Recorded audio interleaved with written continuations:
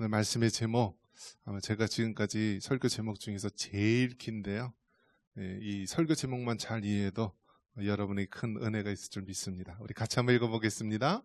성령님이 주는 성령 세례 중생, 예수님이 주는 성령 세례 능력. 또 우리나라는 이제 장로교가 굉장히 뿌리 깊고 또 주류를 이루게 되는 것이죠. 그래서 이 통합 측이나 합동 측 그 뿌리는 북한 평양에 있는 평양 장로의 신학교가 그 뿌리가 됩니다. 그래서 언더우드 선교사님이 이제 장로교 목사님 선교사님이셨고요. 아펜젤러 선교사님은 감리교 선교사님이었어요. 우리나라 초대 대통령 이승만 대통령도요. 한성 감옥에 있으면서 선교사님이 세운 배지학당에 다니면서 복음을 듣고 또 한성 감옥에서 5년 7개월 동안 있으면서 성경 말씀을 깊이 묵상하고, 우리도 미국처럼 또 이 기독교 정신으로 세워진 그런 나라를 세우겠다라면서 우리 초대 대통령 건국의 아버지 이승만 대통령도요 장로님이셨죠. 장로님. 자, 그리고 뭐 우리나라 이제 또 한참 많은 부흥을 일으켰던 그런 교단이 오순절 계열의 우리 순복음교회였죠. 그래서 여의도 순복음교회는 지금은 이제 좀 달라졌을지 모르지만 한때 70만 명이라고 합니다. 성도수가. 우리 연천의 인구가 몇 명이죠? 4만 2천 명? 한 4만여 명 넘는데요. 한 교회 인원이 70만 명이라고 한 적이 있습니다. 그러니까 여러분 얼마나 많습니까? 아마 전 세계에서 가장 큰 교단을 이루었는데요. 그래서 이 장로교와 이 또 오순절 계열의 순복음교회는요, 보이지 않는 경쟁 속에서 또 우리나라가 또 오늘에 이르기까지 많은 발전을 또 이루게 됩니다. 근데 서로 다 그 주장하는 바, 강조하는 바가 조금씩 다른 것입니다. 코끼리의 코를 만진 사람은 코끼리는 탁 하면 떠오르는 게 뭐죠? 구불구불하면서 길고 그렇게 느껴지고요. 다리를 만진 사람은 어떤 느낌을 가질까요? 아주 큰 기둥처럼 생긴 것이 코끼리다라고 느낄 텐데요. 어쨌든 하나님께서 이단만 아니다면 각 그 교단들의 그 특장점을 통하여서 시대적으로 사용하는 줄 믿습니다. 그 중에서 이제 그 장로교단하고 또 이 오순절 이 순복음 계열하고 항상 이렇게 다투는 부분이 무엇이냐면 성령 세례에 대한 부분입니다. 성령 세례. 그래서 웬만해서는 설교를 안 합니다. 왜냐하면 설교해봤자 복잡하고 괜히 엉뚱하게 또 이렇게 어떤 비난을 받을까봐 웬만해서는 성령 세례 이야기를 안 하는 것이 좀 분문일처럼 여겨졌습니다. 그러니까 항상 정통교단에서 어떤 조심스럽게 하느라고 안 하는데 항상 누가 치고 들어오죠? 이단들이 치고 들어와요. 이단들이 꼭 그렇게 치고 들어오는 것입니다. 사랑의 교회에서 이제 구역 모임을 이제 다락이라고 합니다. 다락방. 근데 그 당시에 류광수 다락방 이단이 있어서 어떻게 해야 되느냐? 이단들이 다락방인데 그 사랑의 교회에서 다락방 하면은 괜히 이단 거기 10에 또 빨려 들어가는 것 아니냐 했는데, 정통교회에서 사용을 안 하면 이단들한테 뺏긴다. 그래서 이제 다락이란 방을 사용하게 되었고, 아직도 이제 그 용어가 이제 사랑의 교회에서 사용하게 되는데요. 우리가 지켜야 될 건 지켜야 된다라는 것입니다. 민주주의도 어떻게 됐죠? 민주주의도 우리가 소홀히 하고 빼앗기니까요, 공산주의자들한테 민주주의라는 용어를 뺏겼어요. 그래서 이제는 무슨 글자로 붙여야 돼요? 자유민주주의를 붙여야 되는 그런 시대가 된 것입니다. 그러니까 우리가 이제는 마지막 때를 살기 때문에요, 정신을 바짝 차리지 않으면 뺏겨요. 우리의 가진 것, 우리의 자녀들, 우리의 모든 사회, 우리가 읽어놓은 모든 것들을 뺏길 수 있으니까 우리가 정말 말씀과 기도로 깨어있지 않으면요, 마지막 때에 큰 어려움이 있게 됩니다.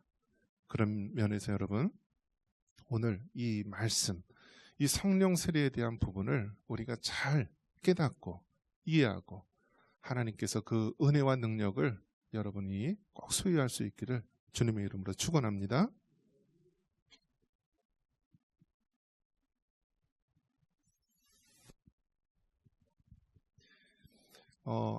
교회에 나오면서 여러분 우리가 항상 강조해야 될 두 가지가 있다면 무엇이냐면 구원의 확신과 거룩한 비전입니다. 그래서 저는 항상 이 차세대부 주일학교 항상 기도할 때 항상 두 가지를 위해서 기도합니다. 예수님을 안 믿는 자들에게는 예수님을 믿고 인격적으로 만나서 구원의 확신을 가져라. 그리고 이미 기존에 예수님을 믿은 자라고 한다면 주님이 주시는 거룩한 비전을 품고 이 세상의 선한 영향력을 발휘해라.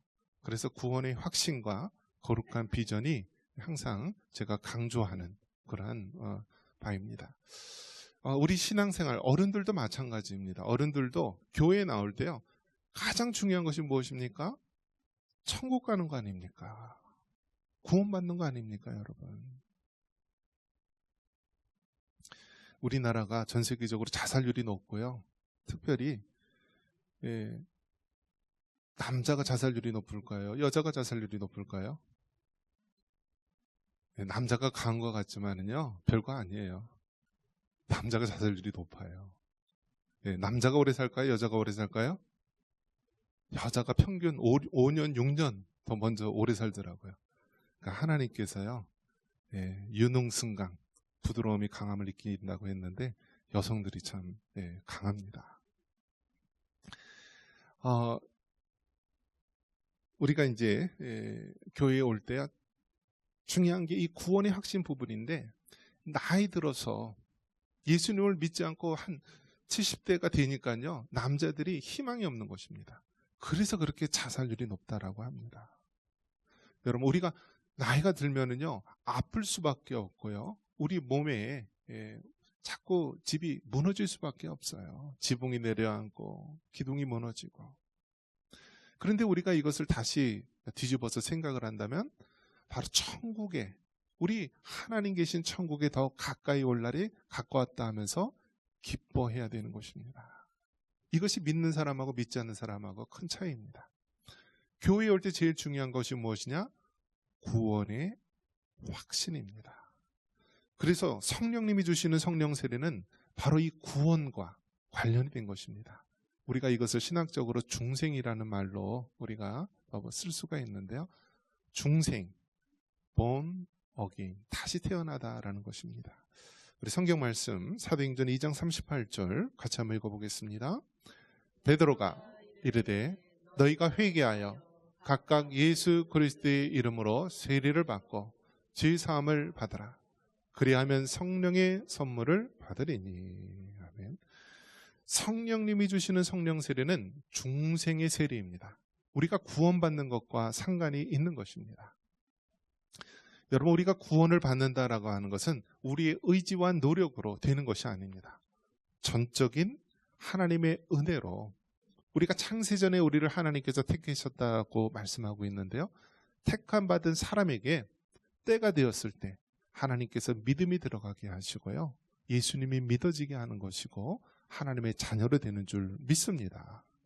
여러분 이 자리에 나와 있는 것만 해도요. 여러분은 하나님의 택한 백성임을 믿으시기 바랍니다. 세상에 있는 많은 사람들 아무리 큰 돈을 주고 교회로 오라고 해도요. 죽어도 안 오려고 하는 사람 많습니다. 택함 받은 백성은요. 그래도 그 발걸음이 교회로 오게 됩니다. 택함 받은 자녀는요. 하나님께서 주일날만 되면은요. 다른 거 모든 거 내려놓고 교회에 가야지. 예배 드려야지 하는 마음이 생기게 됩니다. 성령님이 주는 성령 세례는 이 중생의 세례, 거듭남의 세례입니다. 한번 따라해 볼까요? 예수님을 구주로 믿으면 성령님이 내주하신다. 할렐루야. 여러분 우리가 예수님을 구주로 나의 구세주로 믿고 영접을 하게 되면은요. 하나님께서 성령이 우리 안에 내주한다고 말씀하십니다. 이것을 우리가 장로교회에서 우리 개혁교회에서는 바로 성령 세례다라고 말합니다. 성령 세례. 성령 세례. 바로 이 구원과 중생과 관련된 세례. 처음 예수님을 구주로 믿을 때 하나님의 성령이 임하는 사건, 이것을 성령 세례라고 하는데 특별히 오늘 우리는 더 구체적으로 말한다면 성령님이 주는 성령 세례다. 한번 따라해 보겠습니다. 성령님이 주는 성령 세례. 여러분, 그래서 여러분, 이것은 정말 첫 성령님이 임하게 될 때요, 그러니까 예수님을 영접하고 임하게 될 때 어떤 초자연적으로 확 이렇게 어떤 사도 바울과 같이 다메섹 도상에서 하나님의 영이 임하는 것처럼 그렇게 임하는 사람도 있지만, 그렇지 않고 바람이 불되, 바람이 부는 것은 확실한데 어디로 불어서 어디로 가는지, 언제 불었는지 모를 정도로 내가 교회에 다니긴 다녔는데 어느 순간서부터 믿어지기 시작하는 그러한 여러 가지 모습이 있습니다. 근데 분명한 것은 예수님을 구주로 믿게 되면 하나님의 성령이 내주하시는 줄, 성령 세례 받은 줄 믿으시기 바랍니다. 우리가 구원의 확신에 대한 부분에 있어서는 우리가 감정을 의지하지 말고요, 하나님의 말씀, 사실, 진리를 우리가 의지해야 합니다. 로마서 10장 9절 같이 한번 읽어보겠습니다. 내가 만일 내 입으로 예수를 주로 시인하며 또 하나님께서 그를 죽은 자 가운데서 살리신 것을 내 마음에 믿으면 구원을 받으리라. 아멘. 여러분, 구원은요, 우리가 행위로 얻는 것이 아닙니다. 우리의 노력으로 얻는 것이 아니에요. 교회 오래 다녔다고, 봉사를 많이 했다고 받는 것이 아니라 바로 예수님을 구주로 믿으면, 예수님을 인격적으로 만나게 되면은 바로 하나님의 성령이 내주하시면서 우리가 구원을 받은 거예요. 그렇기 때문에 이 구원은요, 구원의 확신은 우리의 감정을 의지하는 것이 아니라 바로 하나님의 말씀에 의지해서 구원의 확신을 붙잡기 바랍니다. 그래서 여러분, 구원의 확신이 흔들릴 때요, 하나님의 말씀을 붙잡으시기 바랍니다. 교회에서 찬양하고 은혜 받았을 때 구원받은 것 같지만 부부싸움 한번 신나게 하면 어떻게 하죠? 지옥으로 떨어지는 기분이 들죠. 감정에 의지하면 안 되고 하나님의 말씀에 의지해서 우리가 구원의 확신을 붙잡아야 됩니다. 이처럼 우리가 처음 구원, 중생과 관련된 것이 성령님이 주는 성령 세례라고 말한다면, 그 다음에 예수님이 주는 성령 세례가 있습니다. 이것은 능력과 관련된 것인데요, 요엘서 2장 28절 같이 한번 읽겠습니다. 그 후에 내가 네 영을 만민에게 부어주리니 너희 자녀들이 장래일을 말할 것이며 너희 늙은이는 꿈을 꾸며 너희 젊은이는 이상을 볼 것이며. 아멘. 자, 성령님이 주는 성령 세례는 바로 이 구원, 중생과 관련된 세례라고 한다면, 예수님이 주는 성령 세례는요, 능력과 관련된 것입니다. 오순절 순복음교회 가면은 항상 무엇을 강조하죠? 방언을 강조하죠. 방언. 그래서 심지어는 방언 이 훈련도 시킵니다. 그래서 따라해보라고 해서 랄랄라로 합니다. 한 5분 10분 하면 어떻게 될까요? 혀가 꼬여가지고요, 나중에는 안 할래 안 할 수가 없어요. 진짜 방언도 있고 또 그렇지 않은 방언도 있을 수 있죠. 왜 그렇게 방언에 목을 매느냐? 이 오순절 계통에서는요, 이 성령 세례를 받은 증거가 방언에 있다라고 말하기 때문에요, 이 방언을 강조하는 거예요. 그렇기 때문에 이 믿음이 좋은 사람, 심지어는 이 목회자들 중에서 방언 못하면은요, 그 사람은 그냥 거짓 믿음으로 치부하기 쉽습니다. 근데 여기에 함정이 있는 거예요. 예수님이 주는 성령 세례는 능력과 관련된 것인데, 이것이 꼭 방언을 받아야만 이 성령 세례를 받은 증거가 아니라는 사실입니다. 방언은요, 정말 유익하고 하나님이 주시는 은사의 한 가지일 뿐이지, 이것이 하나님이 주는 성령 세례를 증거하는 그런 증거, 그냥 사실이 아니라는 것입니다. 방언을 받을 수도 있고 못 받을 수도 있어요. 그 중에 정말 능력 있는 하나님의 종으로서 사용받는 사람이 많이 있는 것입니다. 한번 따라해 보겠습니다. 예수님이 주는 성령 세례, 능력 세례. 자, 우리가 이제 구원의 확신, 성령님이 주는 성령 세례, 구원의 확신을 가졌다면 그 다음 더 나아가서는 어느 단계에 이르냐 하냐면 바로 예수님이 약속하신 성령, 그 능력 세례를 받아야 된다라는 사실입니다. 그래서 이 능력 세례에 대해서 예언하기를 구약 요엘서에서는 이렇게 얘기합니다. 그 후에 내가 내 영을 만민에게 부어주리니 하면서 내 영을 만민에게 부어준다라고 했을 때 이 바로 영, 이 영이 무엇이냐면 예수님이 주시는 성령 세례. 사도행전 2장에 오순절날 마가의 다락방에서 이 제자들과 많은 믿는 성도들에게 임했던 그 성령에 임하는 것이 바로 예수님이 주는 성령 세례입니다. 능력의 세례를 말하는 것입니다. 사도행전 1장 4, 5절에 사도와 함께 모이서 그들에게 분부하여 이르시되 예루살렘을 떠나지 말고 내게서 들은 바 아버지께서 약속하신 것을 기다리라. 요한은 물로 세례를 베풀었으나 너희는 몇 날이 못되어 성령으로 세례를 받으리라. 예수님께서 부활하시기 직전에, 승천하시기 직전에요, 이야기를 합니다. 너희는 예루살렘을 떠나지 말고 기다리라 하면서 바로 예수님께서 주시는 성령 세례, 그 약속의 말씀을 주는 것입니다. 이 예수님이 주는 성령 세례를 받기 전에 제자들의 모습은 어떠했나요? 다 하나같이 두려움에 떨고 예수님을 부인하며 다 도망치지 않았습니까? 하지만 오순절날 마가의 다락방에서 예수님이 주는 이 성령 세례, 능력의 세례를 받은 제자들은요, 하나같이 다 순교의 삶, 순교적인 삶을 사는 것입니다. 그런 면에서 여러분, 우리가 구원의 확신을 가진 이후에는요, 예수님이 주는 이 능력의 성령 세례를 받아서요, 능력 있는 하나님의 그리스도인이 되어야 될 줄 믿습니다.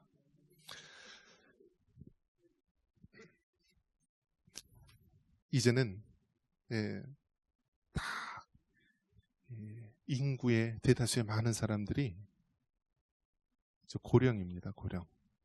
그래서 고령화 사회, 또 고령 사회, 그리고 초고령 사회인데요.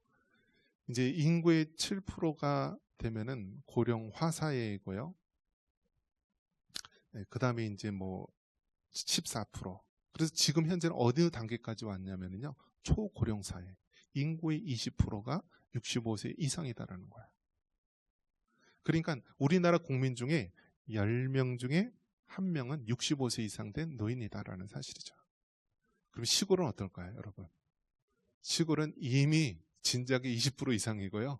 50%를 넘어서 많은 데는 이 체감상으로는 70% 이상 되는 것 같아요. 7, 80% 이상. 자, 그러면 늙으면은 이제 갈 날만 기다려야 되나요? 아닌 거죠, 여러분. 아브라함이 하란에 써놨을 때 75세예요. 75세. 몇 살이요? 75세. 모세가 하나님의 부름을 받았을 때 몇 살일까요? 80세예요. 80세. 여러분 지금 몇 살이에요? 예, 그보다 어리신 분들은 가능성이 있는 것입니다. 가능성이. 이제는요, 과거하고 달라요. 과거하고. 이제는 정말 시대가 변해서요, 100세 시대에 막 그렇게 되고요. 이제 나이 드신 분도 할 일이 많아요. 우크라이나 전쟁 평균 나이가 몇 살이라고요? 42, 3살이 평균 나이예요. 그 말은 무슨 뜻이에요?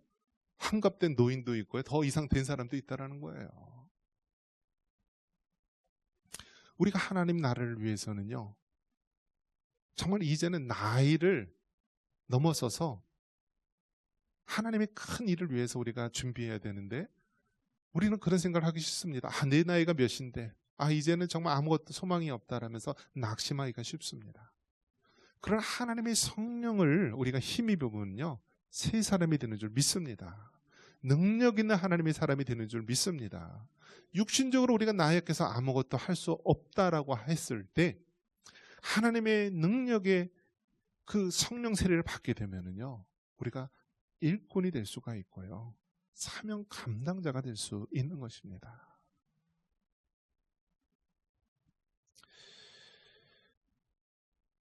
요엘서에 말씀하신 내가 내 영을 만민에게 부어준다라고 말씀하시면서 뭐라고 얘기하십니까? 자녀들이 장래일을 말하고 늙은이들은 꿈을 꾸고 젊은이는 이상을 볼 것이다. 비전을 볼 것이다. 라고 말합니다. 여러분, 우리가 나이가 들어서 이제 아무것도 할 수 없다 라고 절망이 아니라 하나님, 정말 하나님의 능력을 힘입어서 내가 하나님의 거룩한 비전으로, 하나님의 거룩한 꿈으로 무장하기를 원합니다. 여러분, 이제 농촌, 시골, 좀 할아버지들이 50%를 넘어서 7, 80% 이상 되는 그런 동네도 있는데요. 그런 곳에 무슨 소망이 있느냐라고 외치기 이전에요. 어떻게 해야 돼요? 하나님의 성령의 능력을 힘입어서요. 우리가 거룩한 비전으로 무장해야 되는 것입니다. 하나님께서 하셔야 되는 거예요. 하나님께서. 이제 하나님께서 이 나라의 민족을 갑자기 여러분 정말 이렇게 흔드시는 것을 여러분 깨닫지 않습니까? 우리나라 이 대한민국 역사에 정말 대통령이 탄핵되고 장관들이나 검사 이런 사람들 30명이 어떻게 탄핵된 적이 어디 있겠습니까? 지금 우리나라가 정말 이렇게 많은 국민들이 거리로 나와서요. 자유민주주의와 자유시장 경제, 정말 이 대한민국을 지키기 위해서 이 거리로 나와서 외친 이런 시대가 언제 있었겠습니까? 지금 하나님께서 흔드는 거예요. 지금 의성과 안동에서 시작된 산불이요. 지금 세계 기록을 갱신했다라고 합니다. 미국에 있는 LA에 있는 산불도 크다라고 하는데 그 산불보다 수배 빠른 이 불길이 번져서요. 지금 우리나라에서도 내륙에서 시작된 산불이 바닷가까지, 영도까지 뻗어갔는데요. 그런 적이 없다라고 합니다. 이거 다 무엇을 얘기합니까? 지금 우리가 살고 있는 시대는 이전과 경험할 수 없는 시대를 살아가고 맞닥뜨린다라는 거예요. 과거에는 산불이 나도 조금만 이렇게 일어나고 말았는데 이제는요 정말 완전히 그냥 땅을 덮일 수도 있다라는 거예요. 우리나라가 지진에 안전하다라고 하는데 이제는 막 땅이 흔들릴 수 있다라는 거예요. 우리나라가 정말 전쟁 상관없는 나라처럼 여겨질 수 있지만 이제는 전쟁도 어떻게 될지 모른다라는 거예요. 그러한 가운데 이제 우리가 나이 들고 이제 노년에 나는 두 다리 뻗고 그냥 주님 앞에 갈라만 기다려야 된다. 그게 아닙니다. 먼저 하나님 앞에 기도해야 합니다. 하나님의 성령의 세례, 예수님이 주시는 그 능력의 성령 세례를 받고요. 하나님의 거룩한 일꾼이 되어야 합니다. 여러분이 왜 살아있습니까? 여러분이 왜 호흡이 있습니까? 바로 하나님께서 여러분을 통하여 이루실 비전이 있기 때문입니다. 우리가 한번 따라해 보겠습니다. 건강해서 사는 것이 아니라 비전이 있기 때문에 사는 것이다. 할렐루야. 여러분, 우리가 지금 사는 것이요, 내가 지금 건강해서 살아있는 것이 아니라 하나님의 비전, 해야 될 사명이 있기 때문에 여러분의 호흡을 지키시고 여러분의 생명과 건강을 지키시는 줄 믿습니다. 우리 마지막으로 사도행전 1장 8절을 읽고 오직 성령이 너희에게 임하시면 예루살렘과 온 유대와 사마리아 땅끝까지 이르러 내 증인이 되라고 하셨는데, 여러분, 우리 모두 구원의 성령 세례, 능력의 성령 세례를 받아서요 마지막 때 땅끝까지 증인되는 삶이 되기를 바랍니다. 같이 성경 말씀 읽어보겠습니다. 오직 성령이 너희에게 임하시면 너희가 권능을 받고 예루살렘과 온 유대와 사마리아와 땅끝까지 이르러 내 증인이 되리라 하시니라. 아멘.